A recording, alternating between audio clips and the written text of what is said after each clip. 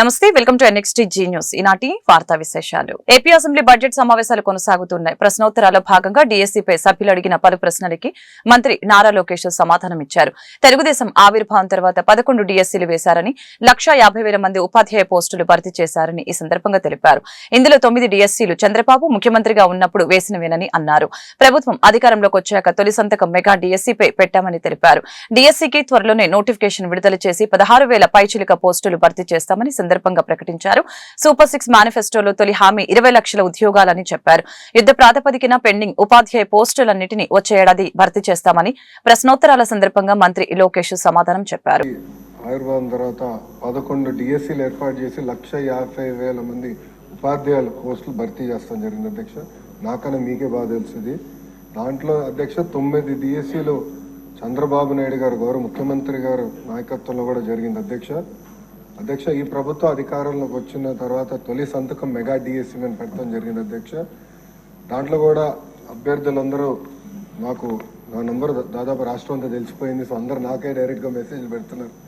దాంట్లో ప్రధానంగా టెట్ ఏర్పాటు చేసి టెట్ తర్వాత డిఎస్సీ పెడితే బాగుంటుందని కోరటం జరిగింది. దాంట్లో భాగంగా మీరు చూస్తే టెట్ నిర్వహించాము. దాని తర్వాత ఇప్పుడు డిఎస్సీ కూడా త్వరలోనే మేము నోటిఫికేషన్ కూడా ఇవ్వబోతున్నాం అధ్యక్ష. దాంట్లో 16,000 పైచిలుక పోస్టులు మళ్ళీ భర్తీ చేయబోతున్నాం అధ్యక్ష. గత ప్రభుత్వం 5 సంవత్సరాల్లో ఒక్క ఉపాధ్యాయ పోస్ట్ కూడా భర్తీ చేయలేదు, కాలయాపన చేస్తాం జరిగింది అధ్యక్ష. పెద్దలు అన్నట్టు ఈరోజు నిరుద్యోగ యువకులు ఆశతో మన ప్రభుత్వం వైపు చూశారు. వాళ్ళు పోరాడారు కనుకనే ఈరోజు పెద్ద ఎత్తున మనకి దాదాపు 93% సీట్లు మన ప్రభుత్వం కైవసం చేసుకుంటాం జరిగింది. సో ఒక బాధ్యత ఉంది. ఉద్యోగాల కల్పన అనేది ఒక లక్ష్యంగా పెట్టుకున్నాం.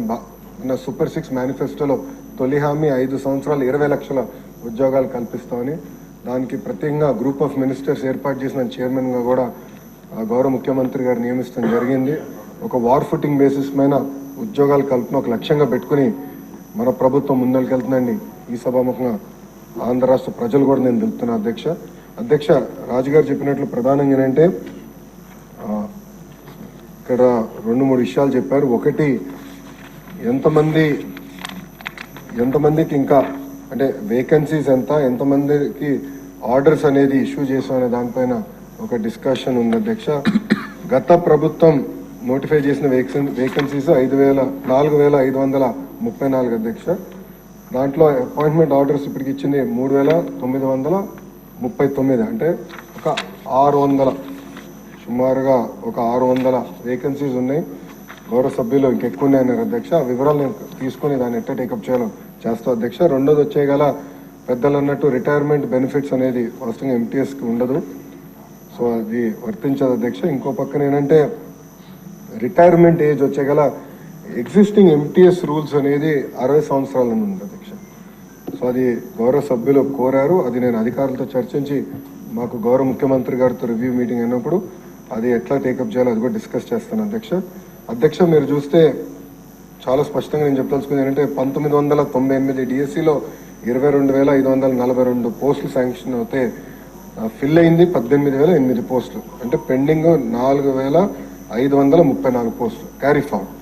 దాంట్లో 3,939 పోస్టులు ఎంటీఎస్ ద్వారా అపాయింట్మెంట్ అయింది. ఆంధ్రప్రదేశ్ ముఖ్యమంత్రి చంద్రబాబు, ఉప ముఖ్యమంత్రి పవన్ కళ్యాణ్, హోంమంత్రి వంగలపూడి అనితపై అనుచిత వ్యాఖ్యలు చేసిన సినీ నటి శ్రీరెడ్డిపై తూర్పు గోదావరి జిల్లాలో కేసు నమోదు అయింది. వైసీపీ హయాంలో సోషల్ మీడియా వేదికగా కూటమి నేతలపై శ్రీరెడ్డి తప్పుడు ప్రచారం చేశారంటూ టీడీపీ ఏపీ మహిళా ప్రధాన కార్యదర్శి మజ్జి పద్మ ఇచ్చిన ఫిర్యాదు మేరకు బొమ్మూరు పోలీసులు కేసు నమోదు చేశారు. వైసీపీ పార్టీకి మాజీ సీఎం జగన్మోహన్ రెడ్డికి అనుకూలంగా టీడీపీ, జనసేన, బీజేపీ నేతలే లక్ష్యంగా శ్రీరెడ్డి విషయం చిమ్మారంటూ పద్మ ఫిర్యాదులో పేర్కొనడం జరిగింది. అప్పుడు వైసీపీ ప్రభుత్వం ఉండటంతో ఎన్ని ఫిర్యాదులు చేసినా ఎవరూ పట్టించుకోలేదని వాపోయారు. అలాగనే కర్నూలు 3 టౌన్ పోలీస్ స్టేషన్ లో శ్రీరెడ్డిపై కేసు నమోదు అయింది. టీడీపీ బీసీసీఎల్ నాయకులు నాగరాజు ఇచ్చిన ఫిర్యాదు మేరకు కేసు నమోదు చేసినట్లు పోలీసులు ఈ సందర్భంగా తెలిపారు. దీనికి సంబంధించి అనేక వీడియోలు, క్లిప్పింగ్స్ తో పాటు పలు ఆధారాలని ఆయన పోలీసులకు సమర్పించారు. దీంతో శ్రీరెడ్డిపై కేసు నమోదు చేసి పోలీసులు దర్యాప్తు చేపట్టారు. అసభ్యకర పోస్టులు పెట్టే వారిపై కేసులు పెడితే తప్పేముందని ఏపీ హైకోర్టు ప్రశ్నించింది. జడ్జీలని కూడా దూషిస్తూ పోస్టులు పెట్టారని వ్యాఖ్యానించింది. చెప్పింది. పోలీసుల చర్యలని నిలువరిస్తూ ఎలాంటి ఉత్తర్వులను ఇవ్వలేమని అంది. కేసులపై అభ్యంతరం ఉంటే నేరుగా కోర్టును ఆశ్రయించాలని చెప్పింది. పిల్ వేయడానికి వీలు లేదని పేర్కొంది. సామాజిక మాధ్యమ కార్యకర్తలపై మూకుమ్ముడిగా కేసులు పెడుతున్నారని విజయబాబు హైకోర్టులో పిల్ వేశారు. దీనిపై విచారణ సందర్భంగా ఉన్నత న్యాయస్థానం ఈ మేరకు వ్యాఖ్యలు చేసింది. విజయనగరం జిల్లా గుర్లలో డయేరియా కేసులపై శాసన మండలిలో స్వల్ప వాగ్వాదం చోటు చేసుకుంది. బాధితుల్ని ఆదుకోవడంలో ప్రభుత్వం విఫలమైందంటూ మండలి ప్రతిపక్ష నేత బొత్స సత్యనారాయణ చేసిన విమర్శల్ని మంత్రి అచ్చెన్నాయుడు తిప్పికొట్టారు. మృతుల విషయంలో స్పష్టత లేదని అన్నారు. అనంతరం అచ్చెన్నాయుడు స్పందిస్తూ గత 5 ఏళ్లలో వాటర్ ట్యాంకర్లో పిడికెడు బ్లీచింగ్ కూడా వేసిన సందర్భాలు లేవని ఈ సందర్భంగా తెలిపారు. పంచాయతీలకు పైసా నిధులు కేటాయించకపోగా కేంద్రం ఇచ్చిన వాటిని దారి మళ్లించిందని మండిపడ్డారు. కూటమి ప్రభుత్వం వచ్చాక 4,000 కోట్లతో పంచాయతీలను బలోపేతం చేసే చర్యలు చేపట్టిందని తెలిపారు. అనేక మంది ప్రజలు అత్యాచార కారణంగా మరణించారనే విషయం వాస్తవమా కాదని అడిగారు. లేదు అని చెప్పారు అధ్యక్ష. అంటే గుర్రలో జరిగిన ఇన్సిడెంట్ లో అత్యాచారం వల్ల ఎవరూ చనిపోలేదా అనేది మరి మంత్రి గారి ముందు ఫస్ట్ దాన్ని రీకన్సిడర్ చేయవలసిన కోరుతాను. ఎందుకంటే ఆయన స్టేట్ గా నో అని చెప్పేశారు అధ్యక్ష. అసలు ఆ విషయం జరగలేదు, అత్యాచారం లేదే లేదు అని చెప్పారు అధ్యక్ష. కానీ 7 గ్రామాలు జరిగింది అధ్యక్ష. అది పెనుబర్తి, తట్టంగి, కోటగండేడు, గొర్రెల, నాగల్వలస, గోశాల, జగన్నాథపురం మొత్తం అందరూ కలిపి 202 మంది అక్కడ జరిగిన వాళ్ళందరికీ డిసీజ్ వల్ల వాళ్ళని వివిధ హాస్పిటల్లో వచ్చి డాక్టర్లు అందరూ చేర్చడం జరిగింది అధ్యక్ష. సాక్షాత్తు డైరెక్టర్ మెడికల్ ఎడ్యుకేషన్ కూడా ఆడికి వచ్చి మెడికల్ హెల్త్ కూడా వచ్చి పర్యవేక్షించారు అధ్యక్ష. రోజు జిల్లా కలెక్టర్లు అందరూ కూడా చూశారు అధ్యక్ష. మేము కూడా ఉన్నాం అధ్యక్ష. వాళ్ళ తరగతి ప్రజాప్రతినిధులు కూడా వచ్చారు అధ్యక్ష. అందరూ కూడా ఈ డయేరియా వల్ల చనిపోయింది అంటే స్టేట్ ఫస్ట్ కోసం నో అని చెప్పి ఉత్తరం కాదని చెప్పడం అనేది ఇది కొద్దిగా ఇబ్బందికరమైన పరిస్థితి అధ్యక్ష. మంత్రి గారిని ఒకసారి పునఃపరిశీలించుకోవాలని కోరుతున్నాను అధ్యక్ష. ఇది కాకుండా సాక్షాత్ ఇందాక మా గౌరవ సభ్యులు చెప్పారు, వారు డిప్యూటీ సీఎం గారు ఆ గ్రామానికి వచ్చారు, పర్యవేక్షించారు. అదంతా కూడా అధికారులతో సమావేశం పెట్టిన తర్వాత 10 మంది చనిపోయారని చెప్పి ఆయనే డిక్లేర్ చేసి 10 మందికి నేను నా సొంత డబ్బుని ఎక్స్చేంజ్ చేస్తాను, ఆ తర్వాత ఎంక్వైరీ ఒక ఉన్నతాధికారి వచ్చి దాన్ని పర్యవేక్షించి చూస్తున్నారు, అయిన తర్వాత ఎస్టిగేషన్ పెట్టిస్తామని చెప్పడం కూడా అక్కడ జరిగింది అధ్యక్ష. మాజీ మంత్రి అంబటి రాంబాబు ఇంట్లో వైసీపీ సోషల్ మీడియా యాక్టివిస్టుల్ని పోలీసులు అరెస్టు చేశారు. హోంమంత్రి అనితపై పల్నాడు జిల్లా నకరికల్లుకు చెందిన కార్యకర్త రాజశేఖర్ రెడ్డి సోషల్ మీడియాలో అసభ్యకర పోస్టులు పెట్టాడు. దీనిపై నూజివీడులో కేసు నమోదు చేసిన పోలీసులు రాజశేఖర్ కోసం గత కొన్ని రోజులుగా గాలిస్తూ ఉన్నారు.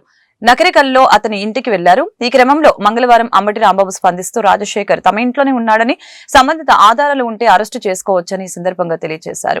నూజివీడు పోలీసులు గుంటూరులో అంబటి ఇంటికి వెళ్లారు. ఫిర్యాదుకి సంబంధించిన ఆధారాలను చూపించి రాజశేఖర్ ని అరెస్టు చేసి తీసుకుని వెళ్లారు. ఆంధ్రప్రదేశ్ అసెంబ్లీలో గ్రామ సచివాలయంలో మహిళా సంరక్షణ కార్యదర్శుల విషయంలో గత ప్రభుత్వం తుగ్లక్ నిర్ణయాలు తీసుకుందని హోంమంత్రి అనిత ఆరోపించారు.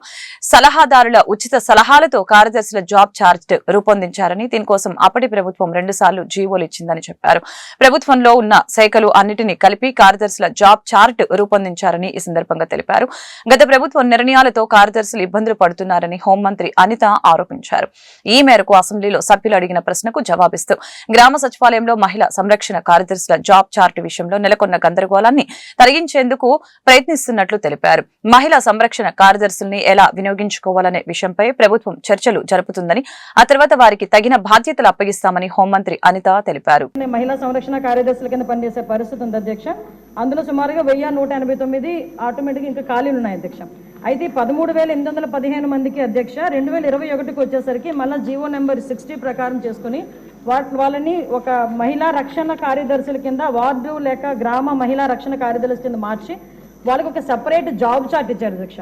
జాబ్ చార్ట్ లో కూడా అధ్యక్ష చూస్తే పోలీస్ డిపార్ట్మెంట్ ఇందాక కోన రవికుమార్ గారి సభ్యులు చెప్పినట్టుగా ఒక చీఫ్ సెక్రటరీకి ఎన్ని బాధ్యతలు ఉంటాయి, అన్ని బాధ్యతలు కూడా ఒక గ్రామ మహిళా సంరక్షణ కార్యదర్శికి అప్పచెప్పడం అన్నది చూస్తేనే అధ్యక్ష వీళ్ళ తాలూకు అవివేకం అన్నది, లాస్ట్ గవర్నమెంట్ తాలూకు అవివేకం అన్నది చాలా క్లియర్ గా అర్థమవుతుంది అధ్యక్ష. ఎందుకంటే అధ్యక్ష ఈ రోజు మనం ఇక్కడ చూసుకుంటే అధ్యక్ష పోలీస్ డిపార్ట్మెంట్ లో ఒక ఉద్యోగం సాధించాలంటే వాళ్ళు శారీరక దారుఢ్య పరీక్షలు వాళ్ళు నెగ్గాలి, రిటర్న్ టెస్ట్ వాళ్ళ ఎగ్జామ్ పాస్ అవ్వాలి, 9 months ట్రైనింగ్, కఠోరమైన ట్రైనింగ్ ఉంటుంది అధ్యక్ష. కఠోరమైన ట్రైనింగ్ తర్వాతనే ఆ పోలీస్ కానిస్టేబుల్స్ కింద వాళ్ళు అందరూ కూడా బయటకు వచ్చి ఆ పోలీస్ డిపార్ట్మెంట్ వర్క్ చేసే పరిస్థితి ఉంటుంది అధ్యక్ష. కానీ వీళ్ళని మహిళా రక్షణ కార్యదర్శి కింద ఏర్పాటు చేసిన తర్వాత కేవలం 2 వారాలు వాళ్ళకి ట్రైనింగ్ ఇచ్చి, ఒకటేమో ఒక వారం పోలీస్ డిపార్ట్మెంట్ వాళ్ళు, ఇంకొక వారం ఐసిడిఎస్ డిపార్ట్మెంట్ వాళ్ళు ట్రైనింగ్ ఇచ్చి ఓవరాల్గా చెప్పాలంటే వీళ్ళు గ్రామాల మీదకి వదిలేశారు అధ్యక్ష. వాళ్ళు పంపించిన తర్వాత కూడా వాళ్ళకి ఇష్టాలు కూడా గ్రహించకుండా పోలీస్ డ్రెస్ కూడా వాళ్ళకి వేయటానికి ఇంచుమించుగా పోలీస్ యూనిఫామ్ కూడా వాళ్ళకి వేయాలి అని చెప్పి వాళ్ళు రిస్ట్రిక్ట్ చేస్తే వాళ్ళు కూడా దానికి భయపడి బాధపడి చాలా మంది కోర్టులకు వెళ్ళిన సందర్భాలు కూడా ఉన్నాయి అధ్యక్ష. ఈరోజు కోర్టులో దగ్గర 7 రిట్ పిటిషన్లు మహిళా కార్యదర్శికి సంబంధించి ఆ పోలీస్ డ్రెస్ విషయంలోని కానీ వీళ్ళు జాబ్ చార్ట్ ఒక అవగాహన లేకుండా డబ్బులు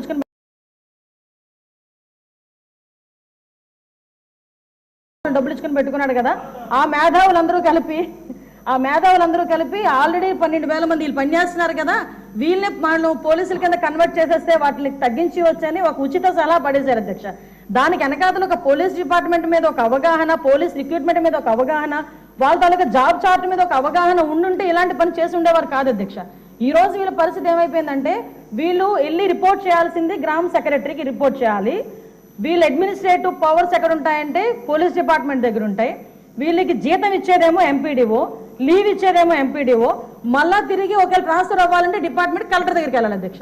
అంటే వీళ్ళకి సంబంధించి ఒక అథారిటేటివ్ ఆఫీసర్ ఒకరు కూడా లేక ఇన్ని డిపార్ట్మెంట్స్తో పోనీ పైకి వచ్చిన తర్వాత ఏదైనా పని చేద్దామంటే వీళ్ళు తాలూకా అంటే పైచి ఎంత పెరిగిపోయిందంటే లాస్ట్ గవర్నమెంట్కి వీళ్ళ చేతే తక్కువ జీతాలు ఇచ్చి ఎక్కువ పని చేయించుకుందామని క్రైమ్ ఆఫ్ ఎఫెన్స్ దగ్గర కూడా కాపాడడానికి కూడా వీళ్ళు తీసుకెళ్లాలంట. నాన్ బెయిలబుల్ వారెంట్లకు సంబంధించి వీళ్ళు సపోర్ట్ చేయాలంట. అక్కడికి వెళ్ళి మహిళా సంరక్షణ కార్యదర్శుల కింద, మహిళా రక్షణ కార్యదర్శుల కింద అక్కడ ఉన్న అవగాహన కల్పించడం, లేకపోతే ఐసీడీఎస్ సంబంధించి ఏదైనా మిడ్ డే మీల్స్ చూడడం అంతవరకు ఓకే. కూటమి సర్కార్ ప్రజల్ని మభ్యపెట్టే బడ్జెట్ ప్రవేశపెట్టిందని మాజీ సీఎం వైసీపీ అధినేత జగన్మోహన్ రెడ్డి ఆరోపించారు. 8 నెలల పాటు బడ్జెట్ పెట్టకుండా ఎందుకు సాగదీశారంటూ నిలదీశారు. బుధవారం ఆయన మీడియాతో మాట్లాడారు. బడ్జెట్ పెడితే మోసాలు బయటపడతాయని బాబుకు తెలుసు, అందుకే ఇంతకాలం బడ్జెట్ పెట్టకుండా సాగదీశారని తెలియజేశారు. చంద్రబాబు ఒక అబద్దాన్ని సృష్టిస్తాడు, ఆ అబద్దాన్ని ఎల్లో మీడియాలో ప్రచారం చేయిస్తాడు. ఆ తర్వాత తమ మనుషులతో పదే అబద్దాలు చెప్పిస్తాడు. అప్పుల విషయంలో ఏపీ శ్రీలంక అయిపోతుందని దుష్ప్రచారం చేశారు. ఇవే విషయాలను దత్తపుత్రుడితో మాట్లాడిస్తారు. ఇదంతా ఆర్గనైజ్డ్ క్రైమ్ కు నిలువెత్తు ఆధారమని వైఎస్ జగన్ తెలిపారు. ప్రతి ప్రభుత్వంలో కూడా ప్రతి సంవత్సరం కూడా బిల్స్ అన్నీ కూడా ఏదైతే అప్లోడ్ అయి ఉంటాయి, అప్లోడ్ అయిన బిల్స్ను న్యాచురలీ కొంచెం స్పిల్ ఓవర్ ఉంటాయి. ఇవన్నీ సర్వసహజంగా జరుగుతూ ఉంటాయి. పోనీ ఇదే చంద్రబాబు నాయుడు గారు తాను దిగిపోతూ మాకు ఎన్ని వేల కోట్ల రూపాయల బిల్లులు తాను బకాయిలుగా పెట్టిపోయాడు ఒకసారి చూద్దామా. మాకు ఇచ్చిపోయినాడు. ఒక్క పవర్ కంపెనీలకు ఇంతకుముందే నేను చూపించాను, ఇంతకుముందు ప్రీవియస్ స్లైడ్ చూపించామా. ఇంతకుముందు స్లైడ్లో పవర్ కంపెనీలకు మాత్రమే డిస్కాములు పవర్ కొన్నాయి. కొనిన ఆ కంపెనీలకు డబ్బులు ఇలా. చంద్రబాబు నాయుడు గారి హయాంలో అటువంటి డిస్కామ్ లయబిలిటీని 21,541 కోట్ల రూపాయలు, అంటే కరెంటు కొని కరెంటు సప్లై చేసిన డబ్బులు ఇలా 21,541 కోట్ల రూపాయలు. అదొకటే. ఇంకా నెక్స్ట్ సైడ్కి పోదాం పమ్మ. అవి కాక చంద్రబాబు నాయుడు గారు పోతూ మాకు గిఫ్ట్గా ఇచ్చింది ఏం తెలుసా? ఇన్ని లయబిలిటీస్ 42,183 కోట్ల రూపాయలు లయబిలిటీస్ మాకు ఇచ్చిపోయినాడు. బకాయిలు పెట్టిపోయినాడు. మేం కట్టినాం.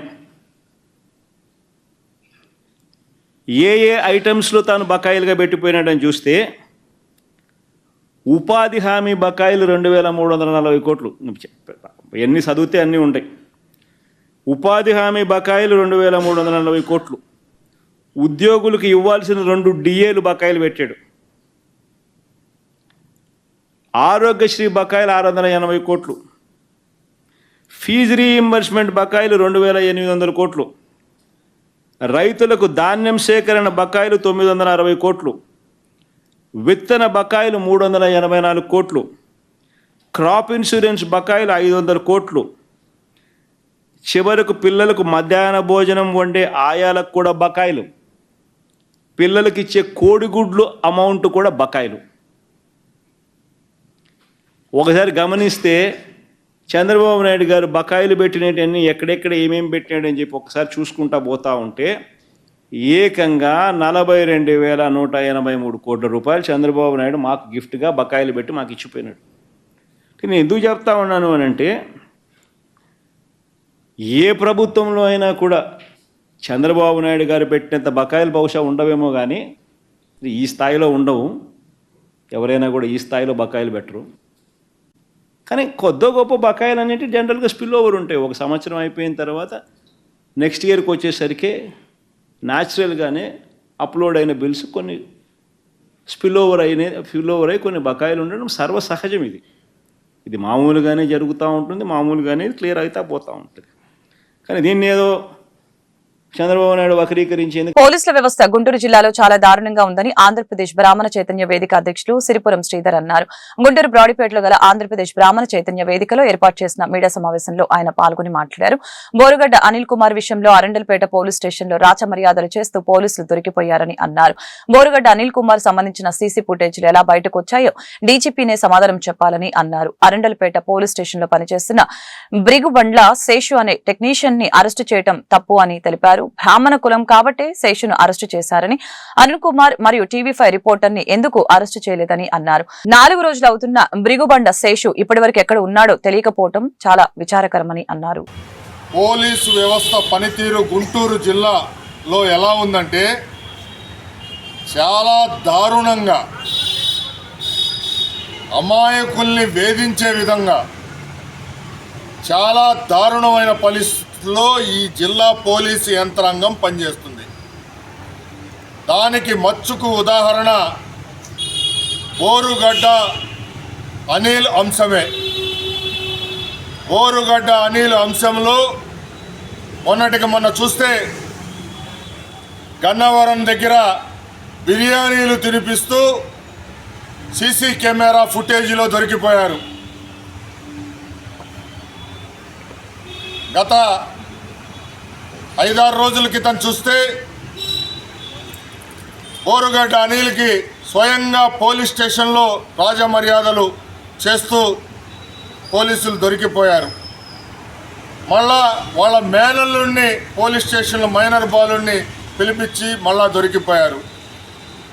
వీటన్నిటికన్నా ముందు నల్లపాడు పోలీస్ స్టేషన్లో మొట్టమొదటగా రాజమర్యాదలు చేస్తుంటే తెలుగుదేశం పార్టీ రాష్ట్ర కార్యదర్శులు వెళ్ళి ధర్నా చేశారు. తెలుగు యువత నాయకులు వెళ్ళి ధర్నా చేశారు రాత్రిపూట నల్లపాడు పోలీస్ స్టేషన్ దగ్గర. అయినా కానీ పోలీసుల్లో మార్పు రాలా, ప్రభుత్వం చర్యలు తీసుకోలేదు. ఇన్ని సంఘటనలు జరిగితే అరండలపేట పోలీస్ స్టేషన్లో సీసీ ఫుటేజ్లో బయటకు వచ్చిందని చెప్పి ఒక టెక్నీషియన్ అయిన అమాయక యువకుణ్ణి బురుగుబండ్ల శేషు అనే బ్రాహ్మణ యువకుణ్ణి 41 నోటీస్ ఇచ్చి వదిలిపెట్టి మళ్ళా సాయంత్రం సీక్రెట్గా ఎత్తుకెళ్ళిపోయి ఇప్పటికి 4 రోజులైంది. పోలీసులు తీసుకువెళ్ళి ఎక్కడున్నాడో చెప్పట్లేదు. అరండలపేట పోలీస్ స్టేషన్లు, అరండలపేట పోలీసులను అడిగితే నగరంపాలెం పోలీసుల మీద చెప్తున్నారు, వాళ్ళని అడిగితే ఇంకో స్టేషన్ మీద చెప్తున్నారు. కుటుంబ సభ్యులు నగరంలో ఉన్న అన్ని పోలీస్ స్టేషన్లు మరి తిరుగుతున్నా కానీ సమాచారం అందించకపోతుంటే ఆంధ్రప్రదేశ్ హోంమంత్రి వంగలపూడి అనితపై సత్తెనపల్లి నియోజకవర్గ నకరికల్లు గ్రామానికి చెందిన పోలూరు రాజశేఖర్ రెడ్డి అసభ్యకరమైన పోస్టులు పెట్టిన కేసులో నూజివీడు పోలీసులు అతన్ని అరెస్టు చేసి తీసుకుని వెళ్లిన విషయంపై అంబటి రాంబాబు మీడియా సమావేశంలో మాట్లాడారు. అనంతరం అంబటి రాంబాబు తన నివాసంలో మీడియాతో మాట్లాడారు. పోలీసుల్ని అడ్డుపెట్టుకుని చంద్రబాబు నాయుడు కావాలని YSR Congress party social media యాక్టివిస్టుల్ని తొక్కేస్తున్నారని చెప్పారు. తెలుగుదేశం పార్టీ సోషల్ మీడియా యాక్టివిస్టుల్ని రేస్ చేస్తున్నారు. తెలుగుదేశం పార్టీ వారిపై వైఎస్ఆర్ కాంగ్రెస్ పార్టీ యాక్టివిస్టులు పెట్టిన పోస్టులకి వారిపై కేసులు పెట్టి ఇబ్బందులకి గురి చేస్తూ జైల్లో వేస్తున్నట్లు ఆరోపించారు. నా కుటుంబంపై మరియు విడుదల రజనీపై చెప్పుకోలేని అసభ్యకరమైన పోస్టులు పెట్టిన వారిని ఎందుకు ఇప్పటివరకు అరెస్టు చేయలేదు అని ప్రశ్నించారు. మా పార్టీ వారిని సైకో పార్టీ అని చంద్రబాబు నాయుడు మాట్లాడుతున్నాడు. మరి మీ పార్టీ నాయకులు బూతులు మాట్లాడితే వారిని ఏమంటారని ప్రశ్నించారు. రాజశేఖర్ రెడ్డిని 24 గంటల్లో కోర్టు ముందు హాజరుపరచాలని, లేదంటే న్యాయపరమైన సలహాలు సూచనలతో ముందుకు వెళ్తామని చెప్పారు. ఆయన్ని పోలీసులకి అప్పచెప్పడం కూడా జరిగింది. ఖచ్చితంగా ఎన్నింటికి అప్పచెప్పామంటే 10-30 నిమిషాలకు ఆయన అప్పచెప్పాం. అంటే 10-30 నిమిషాలకి పోలీసులు ఆయన అరెస్ట్ చేసినట్టు లెక్క. రేపు మళ్ళీ 10-30 నిమిషాలకి బిఫోర్ ది కోర్ట్ ఈ has to produce before the court. అప్పుడు 24 అవర్స్ మించి వారు నిర్బంధించడానికి వీల్లేదు. చాలా కేసుల్లో 4 రోజులు 5 రోజులు అట్టి పెట్టుకొని కొట్టి కోర్టులో ప్రొడ్యూస్ చేశారు. దీన్ని దృష్టిలో పెట్టుకుని ఇవాళ మా రాజశేఖర్ అనే వ్యక్తిని మేముగా హ్యాండ్ అవుట్ చేయడం జరిగింది. ఇంకా అతన్ని ఏమి కొట్టరనేటువంటి విశ్వాసం, కొడితే వాళ్ళ సంగతి మళ్ళీ చూస్తామని కూడా మనవి చేస్తున్నా. నా మీద, నా కుటుంబ సభ్యుల మీద నేను చదవను, జూమ్ చేసి చూడండి, చదవడానికి సిగ్గుగా ఉంది, అవమానంగా ఉంది. నా మీద, నా కూతుళ్ళ మీద, నా భార్య మీద ఇంత భయంకరంగా పెడితే, అయ్యా డీజీపీ గారు ఎక్కడున్నారు? ఆల్ ఐఏఎస్ ఆఫీసర్స్ ఏం చేస్తున్నారు? మా మీద పెట్టొచ్చా? అసభ్యకరంగా, భయంకరంగా నా కూతుళ్ళ మీద, నా మీద, నా భార్య మీద తెలుగుదేశానికి సంబంధించినటువంటి సోషల్ మీడియా కార్యకర్తలు పోస్ట్ చేస్తే అది సమ్మగా ఉండదా వాళ్ళకి? దీనన్నిటికీ కారణం లోకేష్ కాదా? లోకేష్ దగ్గర నుంచి చేయించట్లేదు ఇవన్నీ. అప్పుడు ఇప్పుడు ఎప్పుడు కూడా మేము మా కార్యకర్తలు ఎక్కడో పెట్టారని అపవాదుతో మీరు చేస్తున్నారు. మా మీద పెట్టిన వాటి మీద మీరు ఎందుకు యాక్షన్ తీసుకోవట్లేదని అడుగుతా ఉన్నా. ఈ విధంగానే ఇప్పుడు పోలూరు రాజశేఖర రెడ్డిని ఏ విధంగా అరెస్ట్ చేశారో ఆ విధంగా దీని మీద ఎంక్వైరీ చేసి అరెస్ట్ చేయాల్సినటువంటి బాధ్యత ఈ ప్రభుత్వానికి, ఈ పోలీస్ యంత్రాంగానికి ఉందా లేదా అని అడుగుతా ఉన్నా. చంద్రబాబు నాయుడు గారు చెప్తున్నాడు అందరూ సమానమే, ఎవరి మీదైనా యాక్షన్ తీసుకుంటామని. పవన్ కళ్యాణ్ గారి పిల్లల మీద పెట్టారు, పవన్ కళ్యాణ్ గారి భార్య మీద పెట్టారంటే మా పిల్లలు కాదా, మా భార్యలు కాదా? నేను ఆవేదనతో చెప్తున్నా. పవన్ కళ్యాణ్ గారి మీద పెట్టింది రైట్ అని నేను అంటలా, 100% తప్పు. టేక్ ఎన్ యాక్షన్, ఎవరి మీద పెట్టిన యాక్షన్ తీసుకోండి. మీరు ఏం చేస్తున్నారంటే ఇండైరెక్ట్గా మా సోషల్ మీడియాని తొక్కేయాలని, వాళ్ళ సోషల్ మీడియాని రైజ్ చేయాలని వాళ్ళు మీ ఇష్టం వచ్చినట్టుగా మీరు పోస్టులు పెట్టండి. అంబటి రాంబాబు గారి మీద, జగన్మోహన్ రెడ్డి గారి మీద, వాళ్ళ మీద, వీళ్ళ మీద, వాళ్ళ భార్యల మీద, వీళ్ళ భార్య మీద మీరు పెట్టేసుకోవచ్చు. వాళ్ళు ఏదైనా ఎక్కడైనా పెట్టినా పెట్టకపోయినా అవన్నీ మార్ఫింగ్ చేసి కూడా మేము వాళ్ళ మీద కేసులు పెడతాం అనేటువంటి పరిస్థితులకు ఉన్నారు. నేను మనవి చేస్తున్నా, ఇవాళ ఇంతమంది మీద కేసులు పెట్టారు కదా, ఒక్కటి కూడా రుజువు చేయలేరు కోర్టుల్లో. మాజీ ముఖ్యమంత్రి వైఎస్ జగన్మోహన్ రెడ్డి రాష్ట్ర బడ్జెట్ మీద మాట్లాడిన విధానంపై మాజీ మంత్రి డొక్కా మాణిక్యవర ప్రసాద్ గుంటూరు అరండల్పేటలోని తన కార్యాలయంలో మీడియాతో మాట్లాడారు. ఈ సందర్భంగా డొక్కా మీడియాతో మాట్లాడారు. అసెంబ్లీ లాంటి దేవాలయంలోకి రాకుండా ఒక దెయ్యాల కుంపలో నుంచి మాట్లాడడం సిగ్గుచేటని అన్నారు. గతంలో నేను అప్పులు చేస్తే మరొక శ్రీలంక చేస్తున్నానని అన్నారు. కానీ ఇప్పుడు ప్రవేశపెట్టిన బడ్జెట్ కి రాష్ట్రం మరొక శ్రీలంక అవదా అనడం పిచ్చి తనదేనని అన్నారు. రావి శాస్త్రి కథలో హైనాలాగా జగన్మోహన్ రెడ్డి ప్రజల్ని వంచడానికి కొత్త అవతారం ఎత్తుతున్నారని ఈ సందర్భంగా అన్నారు. 11 మందిని డిస్క్వాలిఫై చేయాలని గవర్నర్ కి మరియు స్పీకర్ కి లెటర్ రాశానని తెలిపారు. వైసీపీ పార్టీ మీద పార్లమెంట్ లో చర్చ జరగాలని కోరారు. సోషల్ మీడియాలో పెట్టిన పోస్టులపై హైకోర్టు సీరియస్ అయినా వైసీపీ పార్టీకి సిగ్గు లేదని చెప్పారు. సోషల్ మీడియాలో పోస్టులు పెట్టడం ప్రారంభించింది వైసీపీ పార్టీనని ఆరోపించారు. మాజీ ముఖ్యమంత్రి, ప్రతిపక్ష నాయకుడు అసెంబ్లీని బాయ్కాట్ చేసి, ప్రజాస్వామ్య దేవాలయమైన అసెంబ్లీని బాయ్కాట్ చేసి, నేను దేవాలయంలోకి రాను, నేను దెయ్యాల కొంపలో నుంచి మాట్లాడతాను, మీరందరూ వినండి అని ఒక రామ్ గోపాల్ వర్మ దెయ్యాల సినిమా చూపిస్తూ ఉన్నాడు. ఏంటండి అది? ఒక ఎలక్టెడ్ మెంబర్, అసెంబ్లీలో ప్రతిపక్ష నాయకుడు, ఒక రాజకీయ పార్టీకి అధ్యక్షుడు, మాజీ ముఖ్యమంత్రి అసెంబ్లీని గౌరవంగా చూడకపోతే సమాజానికి ఏం గౌరవం వెళ్తుంది? రాజ్యాంగం నువ్వు ఎట్లా గౌరవించినట్టు, చట్టాన్ని నువ్వు ఎలా గౌరవించినట్టు, ప్రజాస్వామ్యానికి నువ్వు ఏం విలువిస్తున్నట్టు? నువ్వు అక్కడ ఉండి దేవాలయంలో ఉండి, రాజ్యాంగ దేవాలయంలో ఉండి, ప్రజాస్వామ్య దేవాలయంలో ఉండి నీ వాణి వినిపించాలి. కానీ నువ్వు దెయ్యాల భూతాల హౌస్లో ఉండి నువ్వు మాట్లాడితే, తాడేపల్లి కాంప్లెక్స్ నుంచి మాట్లాడితే అది ఏ సంకేతాలు వెళ్తుంది నీకు? అది నెగటివ్ సంకేతం కాదా ప్రజాస్వామ్యానికి? ఏ విలువలకు నువ్వు ప్రతినిధి? నువ్వు నాకు అర్థం కాదు. అందువల్ల అతని యొక్క చర్యని, అసెంబ్లీని బాయ్కాట్ చేసి తాడేపల్లి కాంప్లెక్స్ నుంచి అసెంబ్లీ దేవాలయాన్ని బహిష్కరించి దెయ్యాల కొంపలోంచి మాట్లాడుతున్న పత్రికా వాక్యాల్ని, మీడియా సమావేశాన్ని తీవ్రంగా ఖండిస్తూ ఉన్నాను. ఏంటి ఆ పరిస్థితి? అలా చేయవచ్చా? అదేవిధంగా తన బడ్జెట్లో తన 5 సంవత్సరాలు నేను అప్పులు చేశాను, ఇప్పుడు మీరు కూడా అప్పులు చేస్తున్నారు. ఆ అప్పులు చేయటం అనేది మామూలే. అదేంటండి? ప్రభుత్వం నువ్వు ఇచ్చే సలహా అదే? నేను అప్పులు చేశాను, మీరు అప్పులు చేయండి అని చెప్పడం ఏంటి? నువ్వు ప్రతిపక్ష నాయుడిగా, నువ్వు పెద్ద బిజినెస్ మ్యాను కదా, నువ్వు సంపద ఎలా సృష్టించవచ్చో నీకు తెలుసు కదా. నీకు అసలు ఏమి డబ్బులు లేకుండా లక్షల కోట్లు ఎలా సంపాదించాలో నీకు తెలుసు కదా. అసలు పెట్టుబడి లేకుండా కంపెనీలు ఎలా సృష్టించవచ్చు, అసలు పెట్టుబడి లేకుండా లక్షల కోట్లు ఎలా దోచుకోవచ్చో నీకు బాగా తెలుసు కదా. నువ్వెందుకు నీ సంపద ఎలా సృష్టించాలో చెప్పొచ్చు కదా నువ్వు రాష్ట్రానికి. అదే ప్రెస్ మీట్లో ఏం చెప్తాడైనా, నేను అప్పులు చేశాను, నేను చేసిన వాటి వాస్తవే, మీరు కూడా అప్పులు చేయండి. ఇదే ఒక ప్రతిపక్ష నాయకుడిగా నువ్వు ఇచ్చే సందేశం. ఇదే బడ్జెట్ మీద నీ ప్రసంగం. ఎంత ధైర్యం నీకు ప్రజాస్వామ్యంలో. దీన్ని తీవ్రంగా ఖండిస్తున్నాను. అతను ఎలా ఈ వార్తలు ఇంతటితో సమాప్తం. మరొక బులెటిన్ మళ్ళీ కలుద్దాం. నమస్కారం.